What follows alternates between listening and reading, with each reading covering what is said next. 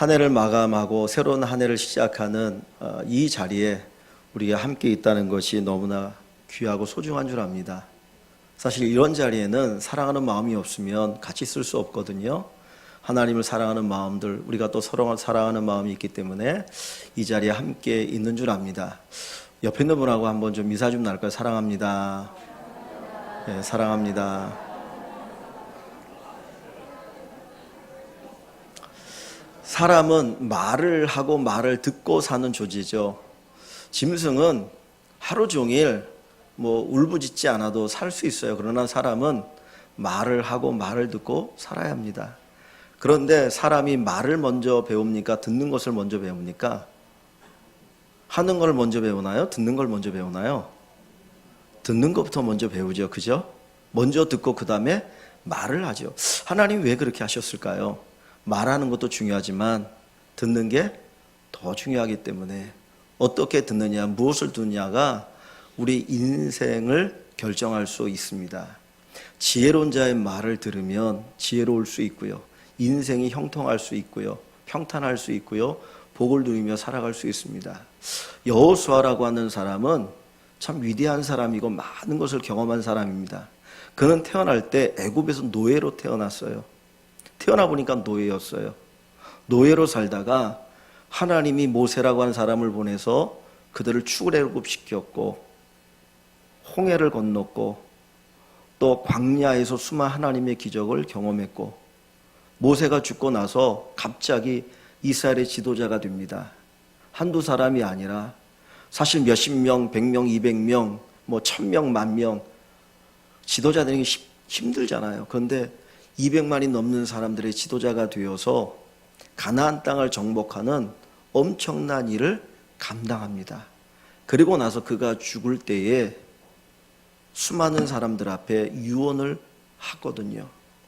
그 이야기는 어떻게 보면 자기가 인생을 살아오면서 정말 중요한 것들을 이야기하는 거 아닙니까? 근데 그 여호수아의 유언의 내용이 뭐냐? 한마디로 얘기하면 오직 하나님만 섬겨라. 오직 하나님만 섬겨라. 그의 인생의 결정판이 뭐냐? 오직 하나님만 섬겨라. 그가 살아오면서 철저하게 깨닫는 것이 오직 하나님을 섬기는 것이 인생의 성공의 비결이더라. 그것을 깨달아서 이 여호수아가 수많은 백성들 앞에 하나님만 섬길 것을 유언하고 있습니다. 왜 하나님만 섬기라고 합니까? 우리가 믿음 생활하는 사람들이죠. 저와 여러분 다 예수 믿고 살아가거든요. 그러나 우리가 믿음 생활하지만 때때로 우리는 결단하는 믿음 생활을 해야 합니다. 그 이유를 오늘 우리는 세 가지를 생각하기를 원합니다. 첫째는 하나님을 믿는 것이 중요하기 때문입니다. 우리 인생에는 중요한 것도 있고요. 중요하지 않은 것도 있어요. 꼭 우리가 해야 될 일도 있고 해도 되고 안 해도 되는 것들이 있거든요. 해도 되지 않은 것들에 목숨 걸고 살면 그 사람은 어리석은 사람입니다. 그런데 꼭 해야 되는 일에 목숨 걸고 하면 그 사람은 지혜로운 사람이고 성공할 수 있는 사람입니다. 우리가 정말 중요한 것들, 해야 될 일들을 해야 되겠죠. 그런데 우리 인생에 가장 중요한 것, 꼭 해야 되는 일이 뭐냐? 바로 하나님을 섬기는 일입니다. 하나님 온전히 섬기고 살아가는 것, 그것이 우리가 해야 될 일 가운데 하나, 반드시 해야 되는 일이라고 하는 것입니다. 왜냐하면 하나님을 섬기지 않으면 구원의 문제가 해결되지 않기 때문입니다. 모든 사람이 죄를 가지고 태어났고 죄 가운데 살다가 죄로 인하여 멸망할 수밖에 없지요. 근데 이 죄의 문제를 해결할 수 있는 분이 누구입니까? 오직 예수 그리스도 하나님만입니다. 그래서 하나님을 믿어야 합니다. 하나님을 신실하게 믿어야 합니다. 또 한 가지는 인간의 본래의 본분이 하나님을 섬기는 것이기 때문이에요. 하나님께서 인간을 창조하실 때 하나님의 형상으로 창조하셨다고 했습니다. 그것은 하나님을 섬기는 존재로 우리를 만드셨다는 거예요. 그것이 인간의 가장 근본적인 목적입니다.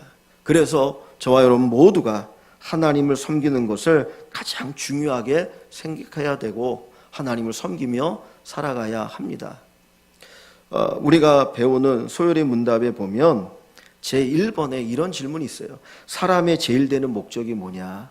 사람이 이 땅을 살아가는 가장 근본적인 목적이 뭐냐라고 묻고 거기에 대한 대답을 이렇게 말합니다. 하나님을 경외하며 영원토록 즐거워하는 것이다. 하나님을 경외하며 영원토록 즐거워하는 것이 사람의 가장 근본되는 목적이라는 거예요. 그 목적대로 살면 그 사람은 잘 산 사람이고 그 목적을 잃어버리고 다른 것을 위해 살아가면 그 사람은 잘못 산 거죠. 하나님을 경외하는 것, 하나님을 기뻐하는 것, 그것이 우리의 가장 근본적인 삶의 목적입니다. 그래서 우리가 신앙의 결단을 해야 합니다. 순간순간마다 내가 하나님을 제대로 믿고 살아가는 결단이 우리에게 있길 원합니다. 우리가 신앙의 결단이 있어야 하는 첫 번째 이유는 신앙이 중요하기 때문입니다. 가장 중요하기 때문에 신앙의 결단이 있어야 합니다. 두 번째로 우리가 신앙의 결단을 해야 되는 이유는 신앙생활은 저절로 되는 것이 아니기 때문입니다. 우리 아이들은 저절로 컸다라고 생각하죠. 저도 보니까 이제 벌써 2019년이 됐네요. 우리 시계가 한 3분이 빠르니까 아직 한 1분 남았습니다. 1번 후면 이제 2019년인데 그럼 여러분 몇 살이 되시나요? 제가 기사를 보니까 저도 5이 되더라고요.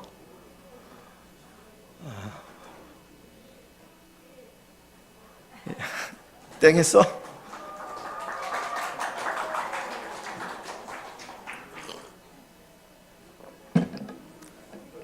예, 한 살씩 더 먹어가지고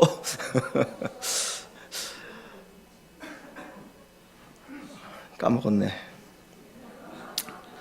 예, 사람이 저절로 크는 게 아니잖아요.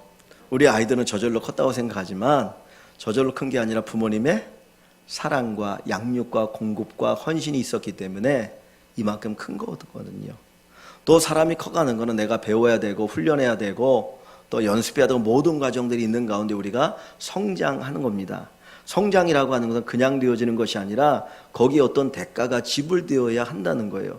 우리의 믿음도 대가가 지불되어야만 성장하는 것이지 저절로 우리의 믿음은 성장하지 않아요.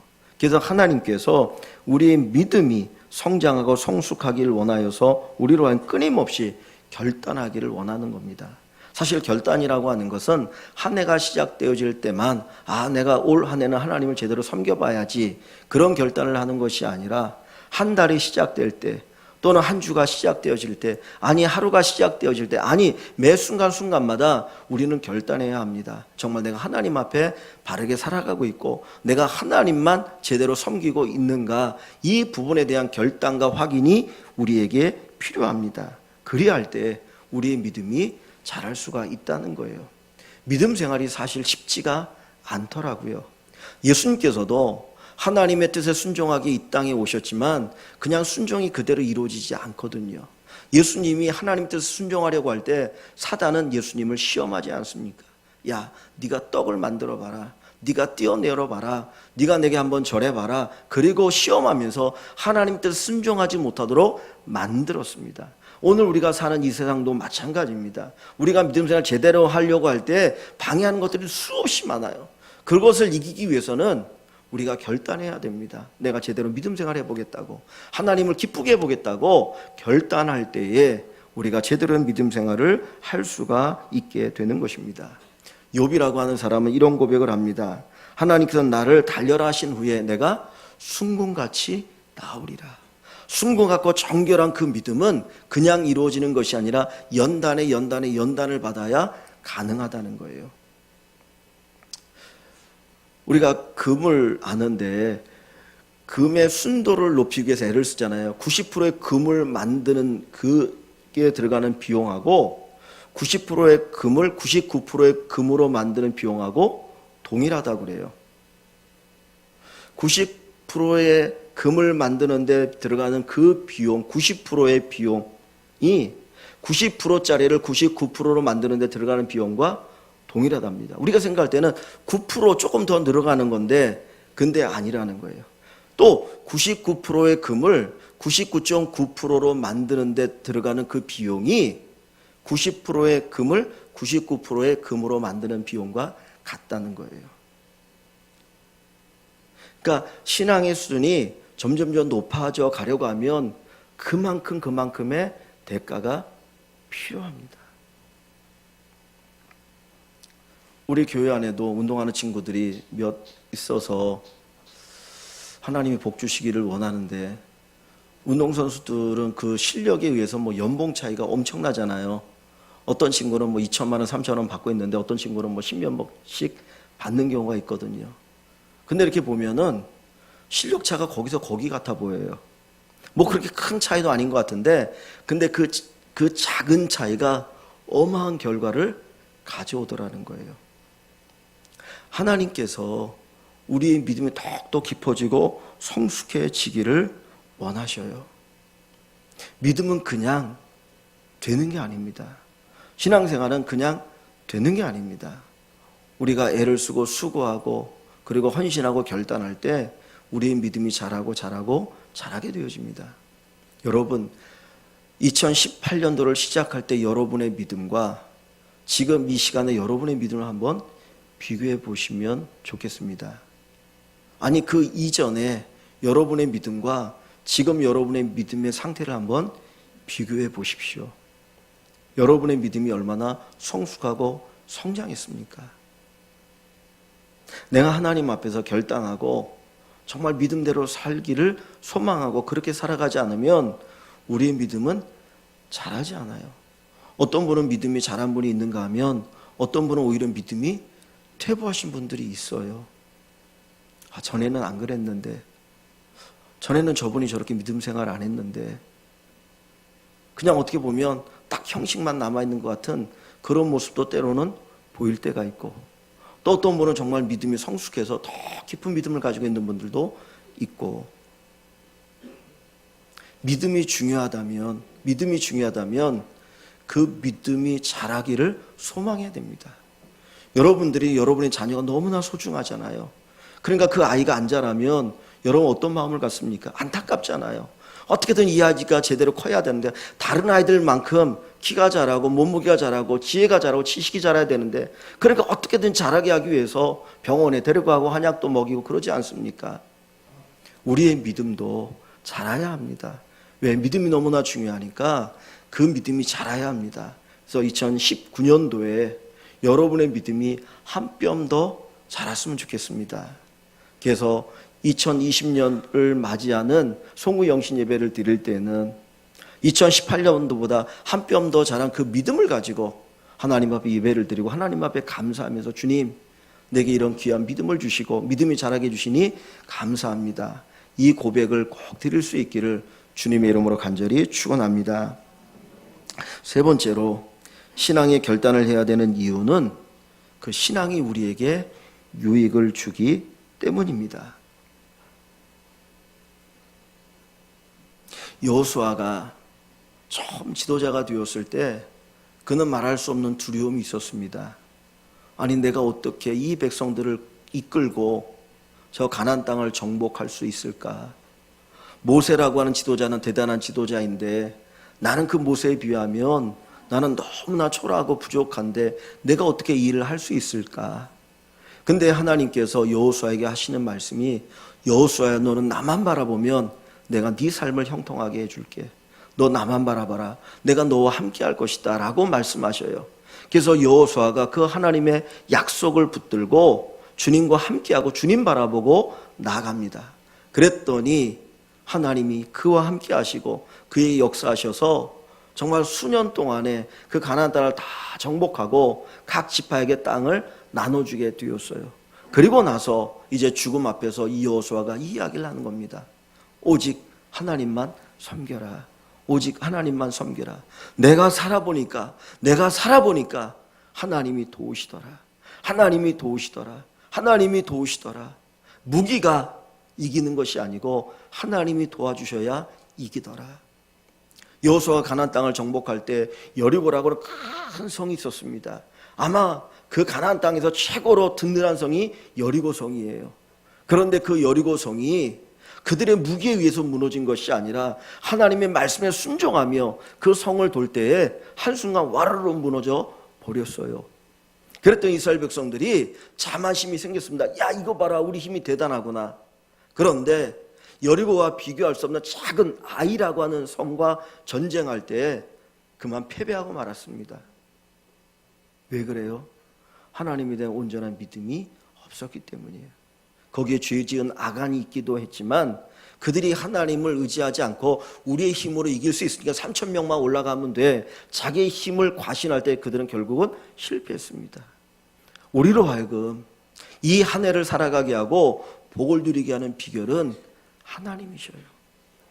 하나님이 도와주셔야만 우리가 살 수 있고 하나님이 도와주셔야만 우리 인생이 복되기 때문에 우리가 하나님 앞에 매 순간마다 결단하면서 하나님을 우리의 구주로 모시고 살아가야 하는 것입니다. 잠언 3장 6절, 아까 우리가 드렸던 그 성경 구절 말씀에 이런 말씀이 있죠. 범사에 하나님을 인정하라. 그리하면 내 길을 지도하시리라. 범사에 하나님을 인정하라. 그리하면 내 길을 지도하시리라. 내가 하는 모든 일에 하나님을 인정해 보십시오. 하나님께서 여러분의 삶을 인도하여 주실 줄 믿습니다. 제가 좋아하는 성경 구절 가운데 하나인데 시편 34편 10절 말씀. 젊은 사자는 궁핍하여 주릴지라도 여호와를 찾는 자는 모든 좋은 곳에 부족함이 없으리로다. 젊은 사자는 궁핍하여 주릴지라도, 젊은 사자는 궁핍하여 주릴지라도 여호와를 찾는 자는 모든 좋은 곳에 부족함이 없으리로다. 여러분, 사자가 굶어 죽는 거 보신 적 있습니까? 그것도 왕성한 젊은 사자가 혹 궁핍하여 주릴지라도 여호와를 찾는 자는 부족함이 없으리로다. 이 하나님의 축복이 여러분에게 함께 하시기를 간절히 축원합니다. 너희는 먼저 그의 나라와 그의 의를 구하라. 그리하면 이 모든 것을 너희에게 더하시리라. 마태복음 6장 32절 말씀이죠. 너희는 먼저 그의 나라와 그의 의를 구하라. 그리하면 이 모든 것을 너희에게 더하시리라. 이 모든 것이 뭔가요? 우리가 살아가는데 필요한 것들을 이야기하고 있거든요. 근데 이 말씀을 주님이 언제 누구에게 주십니까? 이 말씀 앞부분에 보면은 주님께서 이런 말씀하셔요. 무엇을 먹을까? 염려하지 말라. 무엇을 마실까? 염려하지 말라. 무엇을 입을까? 염려하지 말라. 여러분, 무엇을 먹을까 염려하는 사람, 무엇을 마실까 염려하는 사람, 무엇을 입을까 염려하는 사람들은 누구입니까? 부자가 무엇을 먹을까 염려할까요? 부자가 무엇을 마실까 염려할까요? 부자가 무엇을 입을까 염려할까요? 아니요. 가난한 사람들이, 하루하루 먹고 살아가기 힘든 사람들이 오늘은 뭘 먹고 살아갈 수 있을까? 오늘은 뭘 마시며 살아갈 수 있을까? 오늘은 무엇을 입고 살아갈 수 있을까? 그거 걱정하는 거 아닙니까? 근데 주님께서 뭐라고 말씀하여 그들에게, 야, 너희가 무엇을 먹을까, 무엇을 입을까, 이거 염려하지 말고 너희는 먼저 그의 나라와 그의 의를 구하라. 그러면 이 모든 것을 너희에게 더하시리라고 말씀하셔요. 풍족할 때가 아니라 정말 하루하루 먹고 살아가기 힘든 그 인생들에게 주님이 말씀하시는 건데, 너희가 먼저 하나님을 구하라. 하나님을 구하라. 그리하면 이 모든 것을 너희에게 더하시리라는 거예요. 다시 말하면 하나님에게 우선순위를 살아가면, 우선순위를 두고 살아가면 하나님이 책임져 주신다는 거예요. 우리에게 유익이 되니까 우리가 하나님 앞에서 신앙의 결단을 해야 합니다. 날마다 우리의 믿음을 돌아봤으면 좋겠습니다. 정말 내 믿음이 자라기를 소망하고 내 믿음이 더욱더 성숙된 믿음이 되기를 소망하면서 2019년도 한 해를 살아보시기를 바랍니다. 믿음이 가장 중요합니다. 믿음은 저절로 자라지 않습니다. 믿음은 우리에게 유익을 가져다 줍니다. 우리에게 축복을 가져다 줍니다. 그래서 어떻게든지 이 믿음 생활의 승리자가 되어야 되고 성공자가 되어야 합니다. 우리 모든 성도들이 2019년도에 믿음의 성공자가 되시기를 주님의 이름으로 간절히 축원합니다.